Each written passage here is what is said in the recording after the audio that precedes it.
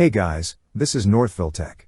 In this video, we're going to learn how to add your SaksFirst account online. If you don't have a Saks Fifth Avenue account, we will put a link in the description below for you to sign up.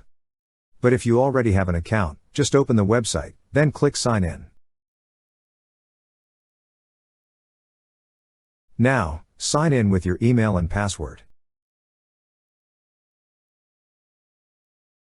Once you're signed in, you will see several options at the left side menu.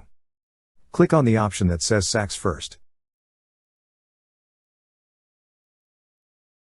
Now, enter your bank credentials, such as the name on card, SaksFirst card number, and billing zip code.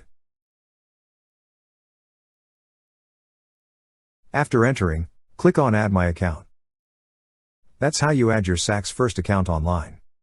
Thank you so much guys for watching, and if you have not yet subscribed to our YouTube channel, please subscribe to our YouTube channel as we create tech videos almost every day. Also, check out our website northvilletech.com for great tech articles, and our recommended resources in the description below for various sign-up bonuses.